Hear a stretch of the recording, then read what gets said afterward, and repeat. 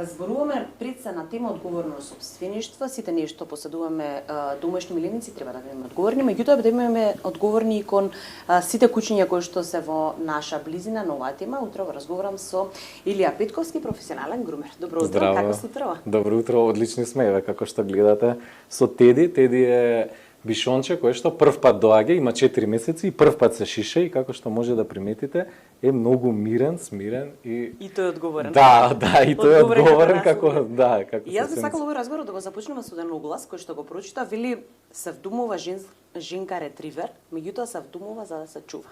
Оглас кој што многу кажува. Да. На тема одговорно сопствеништво. Да, точно, да.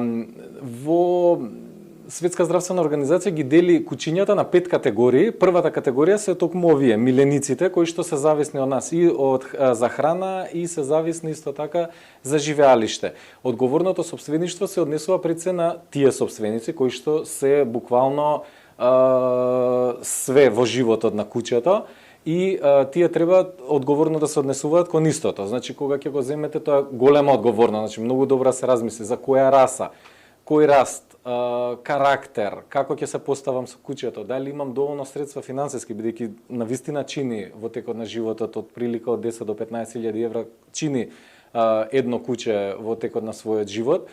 Пред се најголема ставка е храна, ма треба таа да биде квалитетна, ветеринарни услуги, нега и така натаму, хотел. Многу е важно да ги земеме сите тие параметри и да се однесуваме одговорно. Сепак, за жал, се случува во моменти кога треба да се разделиме со куќето поради X причини. Има луѓе што се селат, има луѓе многу често што починуваат и после тоа останува нивното куќе.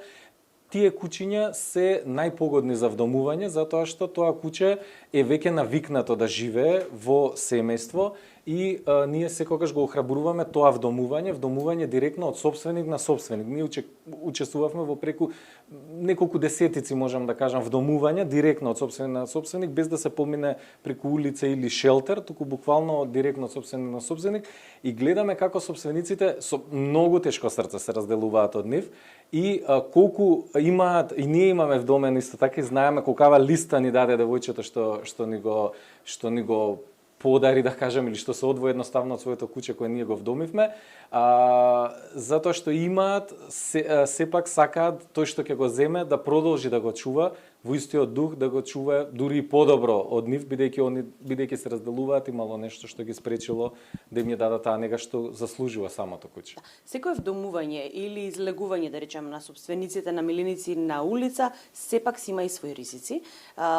Дел од граѓаните се нападнати дали од бездомни кучиња, меѓутоа и сопствените кучиња. Покренавте иницијатива, мора малку да ги разделиме овие работи. Не се само бездомните кучиња виновни, понекогаш и ние луѓето знаеме да бидеме виновни. Да, вака сега, нашата иницијатива е составена од неколку професионалци од професии кои што се директно или индиректно инволвирани во оваа проблематика. Имаме кинолошки меѓународен судија кој што има сертификат за тестирање на агресивност на кучиња, меѓу првите луѓе во Македонија што го има добиено тој сертификат. Имаме ветеринарен доктор, имаме психијатар кој што работи со деца, педопсихијатар кој што работи на тие трауми, бидејќи ќе зборуваме најчесто за децата.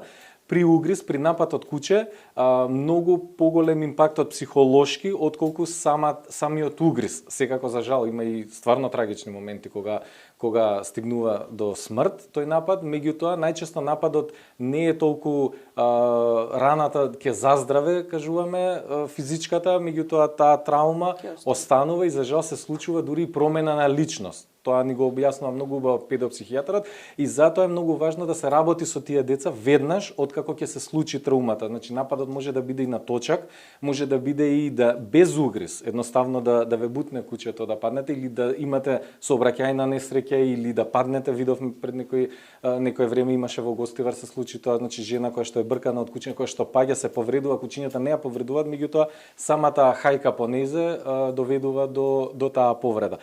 Сега кога ќе се вратиме кај нападите најчесто се експонирани оние на уличните, на бездомните кучиња и најчесто се говори за тие.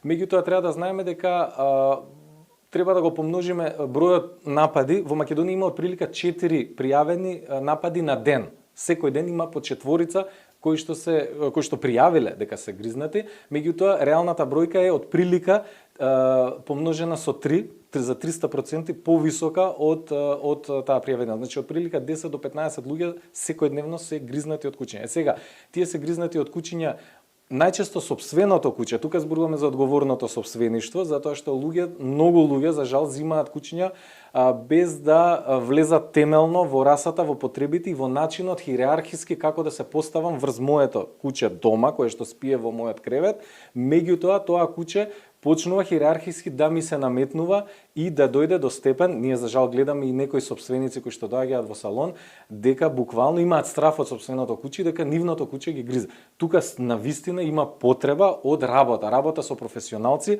за да се постават работите и кучето не е срекно кога оно е предводникот, а чувствува и самото дека не може да ја води групата како треба, бидејќи тоа не е чопор, туку е семејство. Сега, после тоа имате многу напади од сопственички кучиња, луѓе кои што шетаат без поводник, кучиња кои што воопшто не се дресирани, за жал, да, и самото куче и да е дресирано, сепак има инстинкт, сепак тоа е инстинктивно животно пред се, и може да изреагира во некоја дадена ситуација, може да е скирол, може да е нешто што до сега не сме го имале како ситуација и тоа куче да изреагира негативно и да повреди некого, може да повреди друг миленик, може дете најчесто, за жал, тоа не е приоритетот да се спречат, да се намалат тие напади кон деца. Затоа целата екипа која што се собравме, сакаме да правиме едукација најнапред кон децата, како да се постават кон куче собствено дома, потоа што значи куче, да имаш милост кон куче, бидејќи има многу деца и што малтретираат кучиња и кучињата го памтат тоа и после тоа за жал некој друго дете настрадува. Значи тука треба многу да се работи со децата за да имаат милост кон кучињата. Општом сите миленици, меѓутоа пред се кон кучињата како најблисок миленик во домот, после тоа да знаат како да се справат и да препознаат проблематична ситуација, бидејќи за жал сме во такво општество денеска, тој проблем не е решен, тој проблем цело време се влошува постојано во нашите улици, гледаме дека има се повеќе и повеќе улични кучиња, се повеќе напади, се повеќе агресија. Тука е моментот кај што ние може да действуваме, за жал денеска можеме само да действуваме врз децата и едукацијата. Убав начин можеби со посата на училиштата. Ке зборуваме малку повеќе на оваа тема, да заокружиме. Очекувате ли дека ќе се подигне свеста кај луѓето? Да, секако очекуваме, затоа што ние тоа го гледаме кај сопственичките куќиња, кај таа категорија прва што ја кажавме од Светска здравствена организација К1. Таа категорија ние веќе 7-8 година како имаме салон Центар за благосостојба на миленици, гледаме многу голема промена во начинот на кој се чуваат куќиња денес. Значи има огромна промена во одговорното сопствеништво и тие луѓе што се правите сопственици, како што кажавте и огласот што го споменавте преска, се луѓе кои што на вистина квалитетно и добро ги чуваат и мислам дека за неколку години ќе го стигнеме тоа светско ниво на чување куќи. Благодарам на одвоеното време, ова е тема на која што ќе работиме и во наредниот период. Благодарам уште еднаш. Фала. Студио.